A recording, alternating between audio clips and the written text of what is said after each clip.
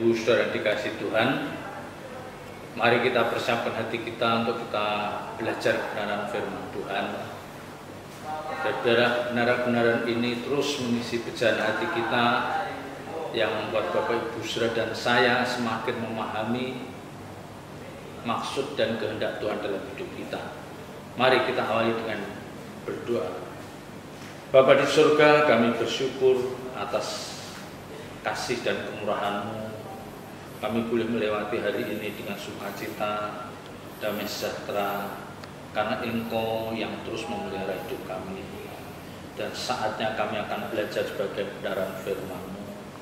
Urapi hamba-Mu, urapi firman-Mu, urapi setiap kami yang mendengarkan kebenaran ini.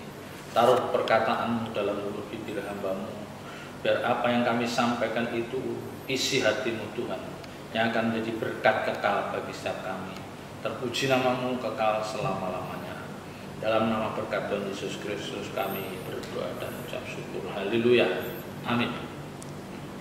Bapak Ibu Saudara yang dikasihi Tuhan, pada sore malam hari ini kita akan belajar sebagian kebenaran firman Tuhan dari kitab Mazmur.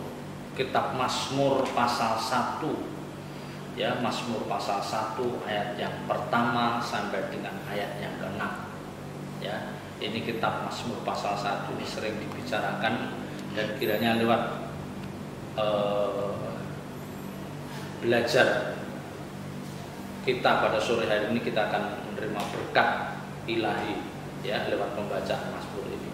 Saya akan bacakan Mazmur pasal 1 ayat 1 sampai dengan 2 sampai dengan 6. Jalan orang benar dan jalan orang fasik.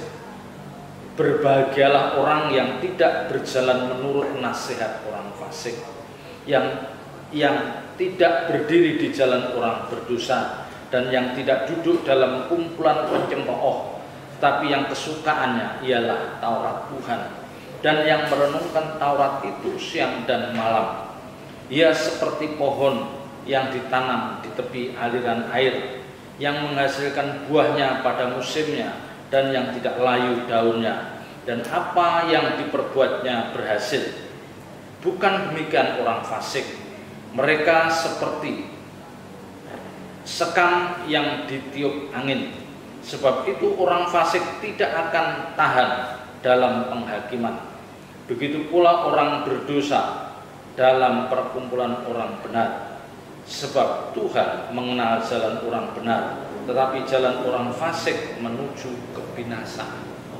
Ya. Ayat 1 sampai dengan 3 itu berbicara tentang hidup orang benar. Ya, ayat 1 sampai dengan 3 itu berbicara tentang kehidupan orang benar, dan ayat 4 dan 5 itu berbicara tentang kehidupan orang fasik.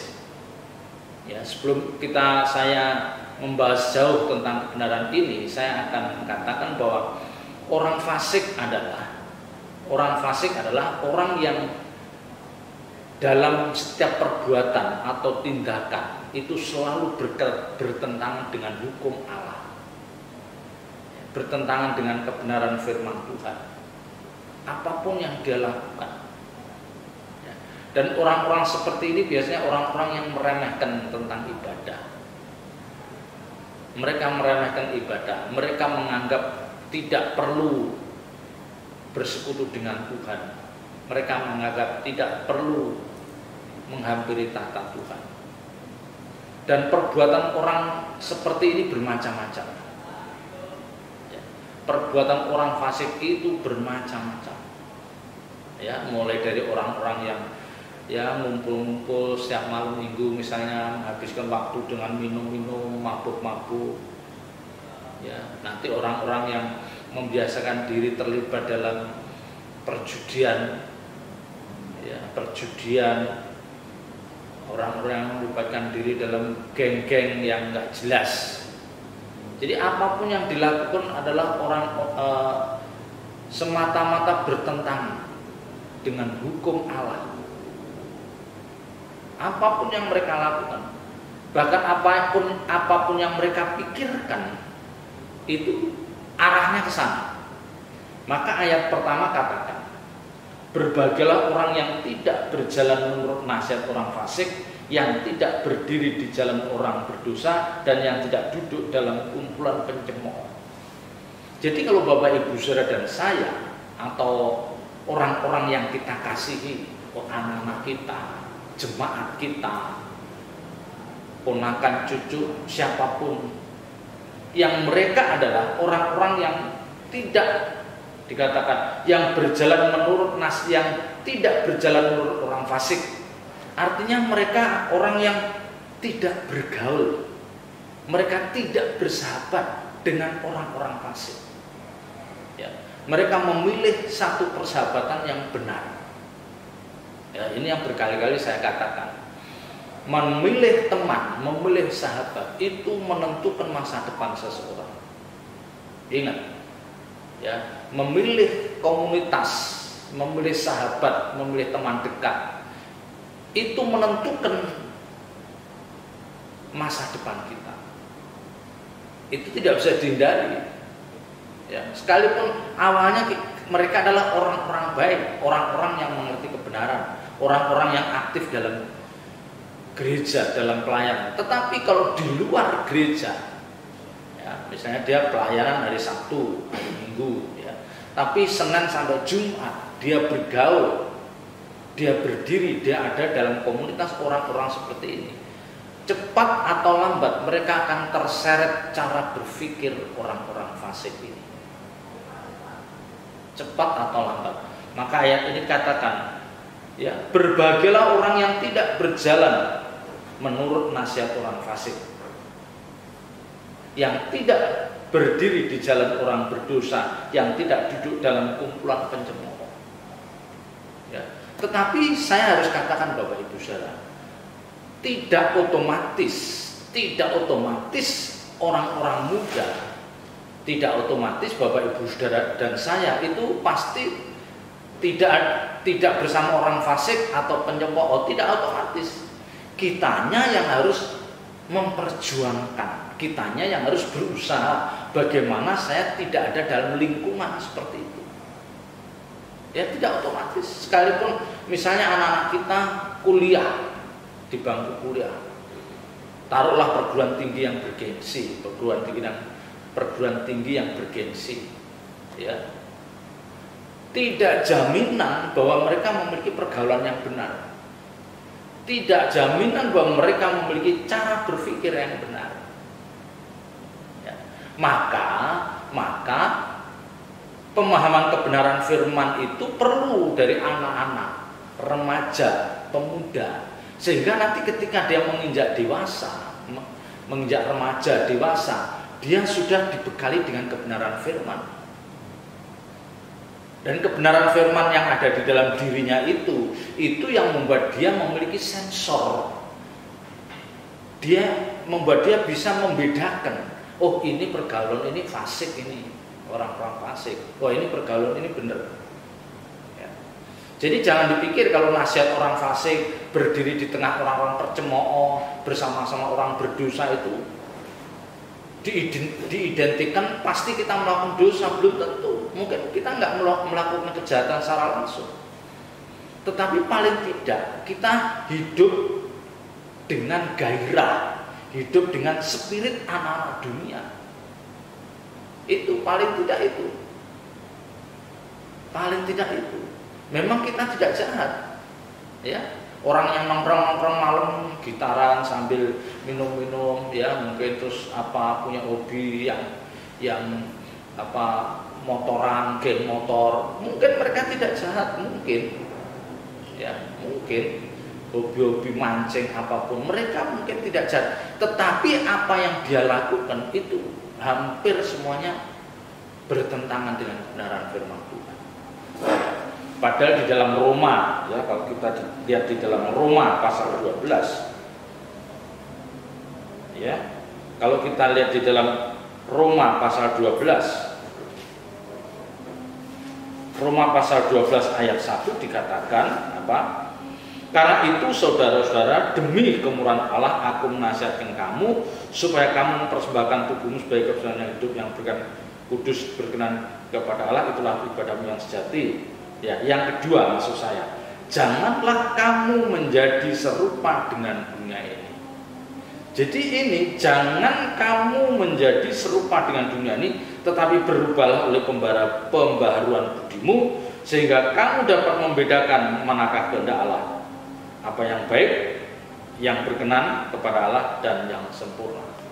Jadi Bapak Ibu Saudara dan saya, anak-anak kita, orang-orang yang kita kasih, itu disetting, itu ditarget untuk tidak menjadi orang-orang seperti orang dunia. Jangan seperti orang dunia. Ya, ingat, jangan seperti orang dunia. Memang ayat 1 ini tidak otomatis apa yang dia lakukan berdosa. Ayat 2. Tetapi yang kesukanya ialah Taurat Tuhan, dan yang merenungkan Taurat itu siang dan malam. Jangan kita menuruti nasihat orang fasik, berdiri dalam pencemooh, bergaul dengan orang-orang berdosa, tetapi kesukaan kita adalah Taurat Tuhan. Bagaimana orang percaya, Bapak Ibu dan saya, memiliki kesukaan, memiliki rasa lapar dan haus akan kebenaran firman Tuhan. Ini yang penting. Ini yang penting. Dan bukan hanya mendengar, tetapi ketika kita mendengar firman itu, kita merenungkan siang dan malam, dikatakan. Dan merenungkan Taurat itu siang dan malam.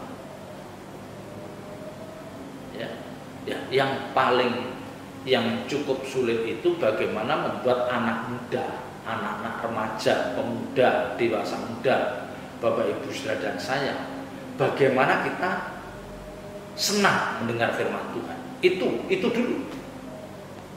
Itu bagaimana kita itu senang mendengar firman Tuhan. Jadi rasanya dalam jiwa kita itu kalau sehari itu tidak dengar firman, ada yang kurang. Ya, kalau dalam sehari itu kita tidak membaca Alkitab, ada yang kurang. Nah, bagaimana kita memunculkan, bagaimana kita membangkitkan gairah seperti ini? Bagaimana? Nah, itu tugas kita. Ya, tugas kita. Saya di sini pun saya merasa belum berhasil. Ya, saya ingin anak-anak saya itu harus baca Alkitab, itu wajib mutlak keinginan. Dengar firman itu kesukaan. Merenungkan siang dan malam itu wajib.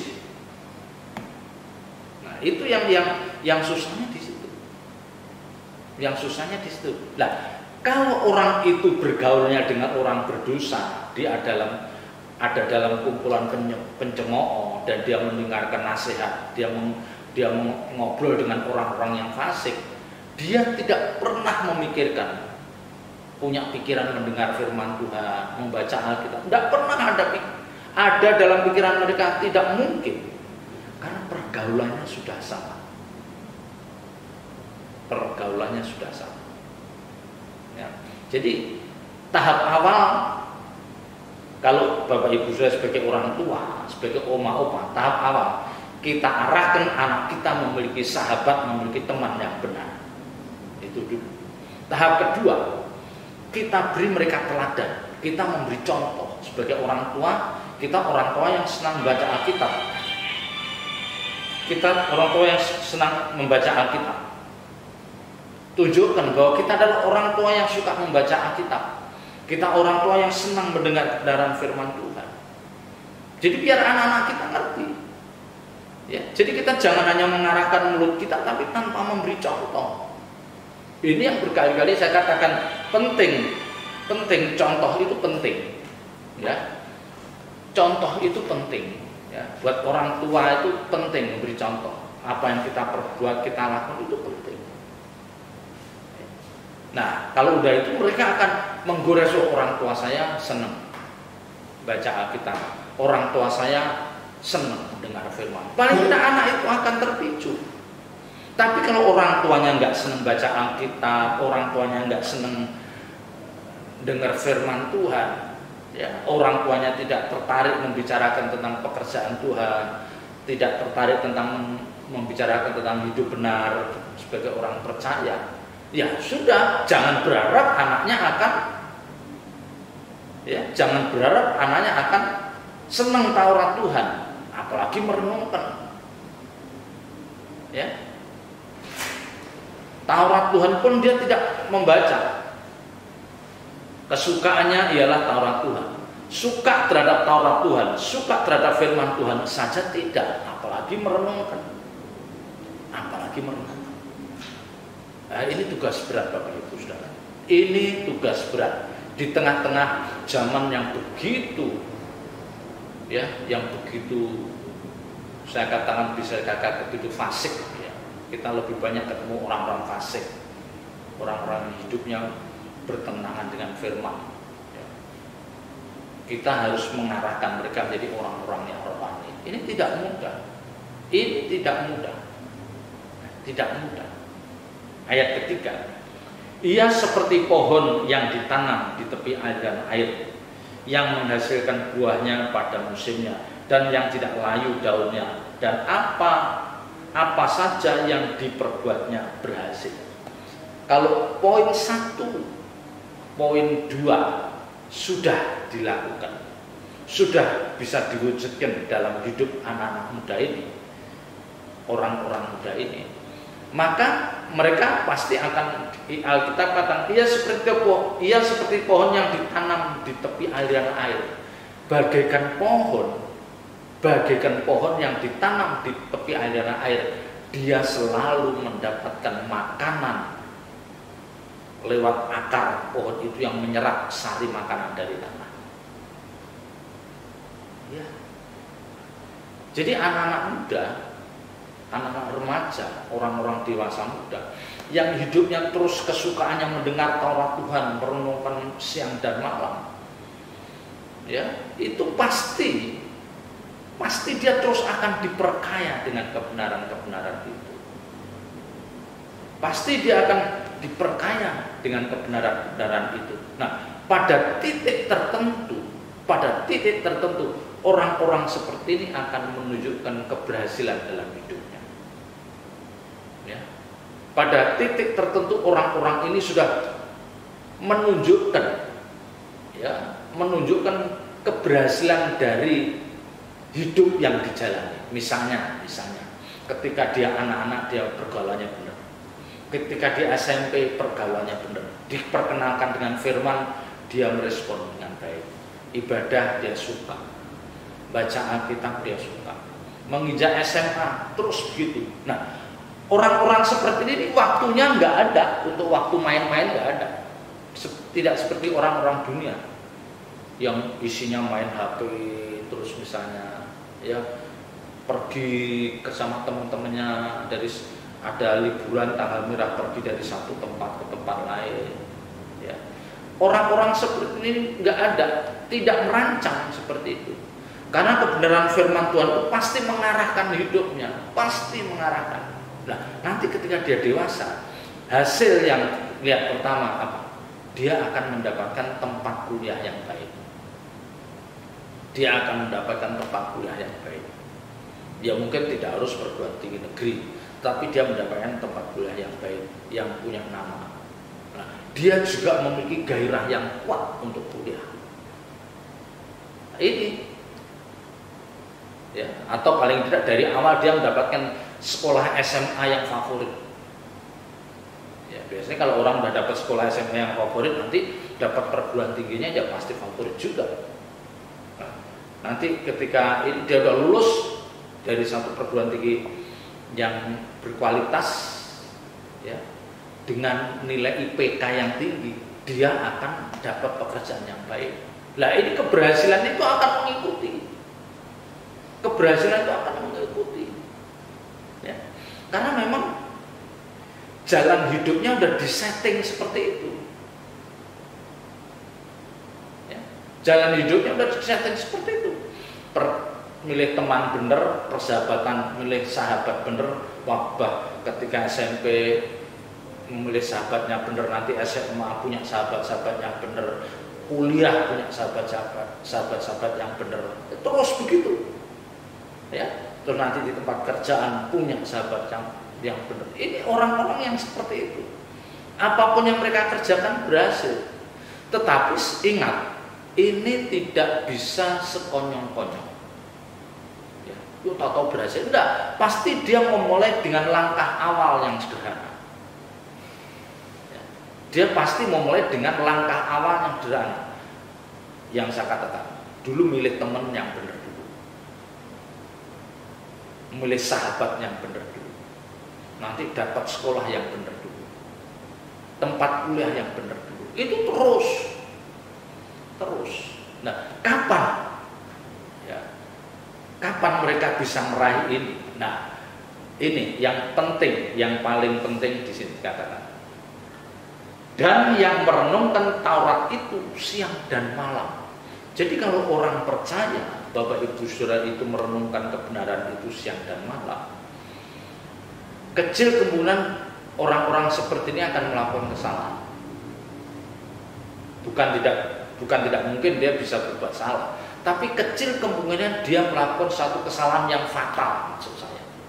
Jadi maksudnya terus terlibat dalam geng narkoba misalnya, terlibat dalam geng motor yang ganas. Nggak mungkin. Ya. Karena dia merenungkan Taurat Tuhan itu siang dan malam, dan disinilah Roh Kudus akan berbicara. Ini yang sering saya katakan, merenungkan kebenaran firman Tuhan, duduk di kaki Tuhan, saat teduh di kaki Tuhan, di waktu malam, di waktu dini hari pagi, itu sangat penting. Itu sangat penting. Dengan rendah hati kita menghampiri tata kudus Tuhan. Nanti Tuhan akan berbicara. Ya, Tuhan akan berbicara. Kapan kita salah? Ya, Tuhan akan berbicara. Apakah kita berjalan dalam track yang benar? Tuhan akan berbicara. Ya, maka di ayat 3 dikatakan, ia seperti pohon yang ditanam di tepi aliran air. Ini, ya, ini ditanam di pohon, ya, pohon yang ditanam di aliran air. Dia terus mendapatkan nutrisi jiwa, mendapatkan kebenaran-kebenaran firman Tuhan. Apapun yang mereka lakukan berhasil. Dan tidak layu daunnya, dia kokoh. Bagai orang percaya yang kokoh, yang tidak pernah bisa diombang-ambingkan oleh keadaan zaman. Ya. Bukan demikian orang fasik, mereka seperti sekam yang ditiup angin. Sebab itu orang fasik tidak akan tahan dalam penghakiman. Begitu pula orang berdosa dalam perkumpulan orang benar. Beda dengan orang fasik. Beda. Mereka mungkin juga kuliah di tempat yang bagus, bisa. Mereka boleh di tempat kerja yang bagus, tapi ingat, mental mereka, karakter mereka tidak cukup kuat untuk menopang pendidikan yang dia raih. Dia boleh S1 dari perguruan tinggi terkenal, boleh, ya, prestasi IPK-nya boleh, bagus. Tetapi ingat, kalau tidak disertai dengan karakter yang bagus, dia seperti sekam, gampang tergoda. Misalnya apa? Yang sering kita coba, apa? Korupsi. Ya. Korupsi itu gampang tergoda. Maka dikatakan, bukan demikian orang fasik, mereka seperti sekam yang ditiup kena angin. Artinya orang yang mudah dipengaruhi oleh keadaan, rentan, jiwanya itu rentan. Secara akademis pinter dia, secara keilmuan pinter dia, tetapi karakternya, tidak ditopang oleh karakter yang bagus. Nah, ini yang sering kita temui. Dia pinter, dia kaya, cari duit, tapi karakternya jelek. Nah, orang-orang ini bisa terseret dalam hidup yang tidak benar. Ya, sebab itu orang fasik tidak akan tahan dalam penghakiman. Begitu pula dengan orang berdosa dalam perkumpulan orang benar. Jadi orang-orang berdosa, orang-orang seperti ini, dia tidak bisa tahan ada di tengah-tengah orang yang karakternya bagus, nggak tahan. Dan saya pernah melihat ada orang itu kalau dekat orang yang kumpulan orang baik itu dia nggak tahan. Nggak bisa ngobrol di tengah orang-orang yang baik, ngobrol di tengah-tengah orang-orang yang intelek, itu nggak bisa. Dia langsung ngambil jalan untuk meninggalkan. Coba perhatikan, Bapak Ibu saya perhatikan aja. Ada orang-orang yang tidak bisa dia ngobrol dengan orang yang baik. Orang yang diomongkan misalnya tentang kebaikan, ya, tentang firman, apalagi tentang dosa. Wah, kita takut berbuat dosa. Dia nggak tahan. Jadi ada orang-orang seperti itu. Nah, inilah yang saya katakan berbahayanya orang fasik di situ. Mungkin pencapaian secara ya sekuler mungkin sama, dia juga S2 sama, S3 sama, tetapi dia tidak ditopang oleh karakter yang bagus. Dia tidak pernah mendapatkan seperti pohon yang mendapatkan aliran dari air. Nutrisi jiwanya tidak kuat. Tidak ada nutrisi dalam jiwanya yang membuat dia kokoh, yang membuat dia teguh berdiri. Tidak ada. Jadi dia seperti sekam yang mudah berbuat dosa, yang mudah jatuh, yang mudah melakukan kesalahan. Tetapi tidak demikian dengan orang benar. Ayat 6. Sebab Tuhan mengenal jalan orang benar, tetapi jalan orang fasik menuju kebinasaan.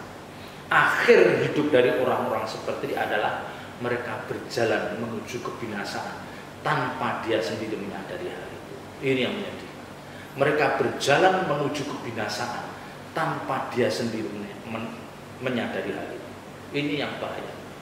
Ya, jadi ingat, pergaulan, persahabatan, cinta kita mendengar firman Tuhan dan merenungkan kebenaran itu siang dan malam sangat penting buat orang-orang yang kita kasih.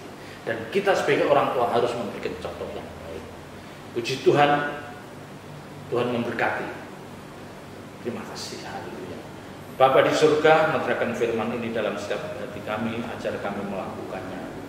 Pimpin kami terus, bangkitkan gairah dan hasrat kami untuk mencintai kebenaran firman Tuhan dan merenungkan siang dan malam. Terpuji namamu kekal selama-lamanya. Dalam nama berkat Tuhan Yesus Kristus kami berdoa dan ucap syukur. Haleluya. Amin.